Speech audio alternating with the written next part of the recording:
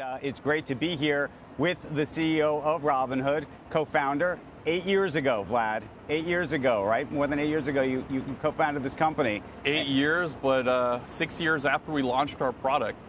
So it's been amazing. You know, more than anything, this company now represents this retail trading movement. And so, before we even talk about the company, what does this moment represent to you?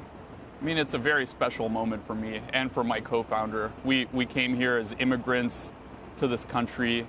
You know, I came at JFK Airport right here in New York. And then 30 years later, less than 30 years later, we're here and starting from nothing, created this company that serves over 22 million customers.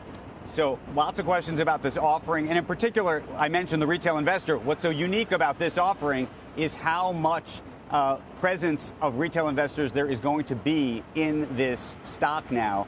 How do you think about that? And do you know how much has been allocated to the retail versus institutions? Oh, it's certainly going to be one of the largest retail allocations ever. And I think when you hear the mission of Robinhood to democratize finance for all, it's really about giving access to everyone what was once reserved for the 1% or the very wealthy. So it makes a lot of sense, very consistent with how we've always operated. So we're proud to have one of the largest retail allocations. Do you know the number though? Because I know it was going to be somewhere between 20% and 35%. We've been hearing it's somewhere in that range. But can you pin it down for us? I can't unfortunately share the exact allocation details, other than to say we're very proud to give our customers access. How will it change the way you think that you'll run the company and communicate with the investor base? And the reason I ask is the retail investor base is a very different type of investor base. We've seen, for example, that the retail investor base, at least over the past couple of weeks, when it came to the Lucid SPAC, for example, they don't vote. It's harder to reach them. You know, AMC has now had some issues in terms of getting the vote from shareholders on certain issues. Yeah, I think it's certainly something we're interested in. You probably saw that we did a customer roadshow last weekend, and we're going to try new things. We think that it's important not just for retail investors to participate, but for there to be dialogue between retail investors and the companies that they're invested in. So it's definitely something that you'll see us engaging with, and I think the customer roadshow was one example of new things we can do. You talked about democratizing investing, and that you have very much done, but it's also come with this question about payment for order flow and whether the customer is not the customer, whether the Robinhood customer is really not the one that's paying for all of this, but it is the quote-unquote establishment, right? And it's the Citadels of the world, it's the Virtus of the world that are actually paying 75% of the revenues that the company gets. What do you say about that, and how do you explain it? Yeah, it doesn't resonate with me.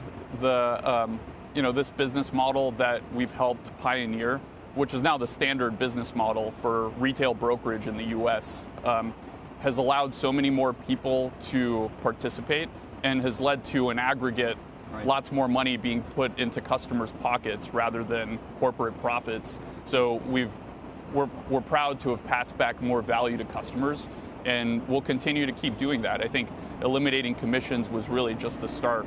What do you think the risk, though, long-term is to the business model of payment for order flow, given how much of how big a percentage of your revenue it represents? Well, I do think we're going to have to keep a dialogue with the public, with the media about what payment for order flow is. I think you've probably seen me over the past couple of months engaging more openly in the topic. And the truth is, I think it could be better explained, and we could continue to do that. And I think we'll continue defending it as something that has led to a much greater diverse set of people participating in the markets. And I think from a business level, you'll see Robinhood continue to diversify its business lines and its revenue over time. I mean, in particular, just in the past couple of quarters, even within transaction-based revenue, you've seen cryptocurrency take a larger share. Well, that's what I was going to ask you, which is that a huge part of the business became Dogecoin in the quarter prior, and whether you believe that that's sustainable, what that ultimately means to the business when we have these sort of meme moments. I mean, my philosophy, the philosophy of Robinhood, is to make it as easy as possible to participate. And on the brokerage side, the goal is really how do you take first-time investors and turn them into long-term investors? And you've seen that through a lot of the products that we've rolled out recently, fractional shares, DRIP, recurring investments. We're seeing a lot of really exciting engagement with those, and we're going to continue making them better and better. So, of course, there's going to be idiosyncratic moments where something becomes more culturally relevant, like a particular cryptocurrency or a particular stock. And of course, we have to be available for our customers. Shepard Smith here. Thanks for watching CNBC on YouTube.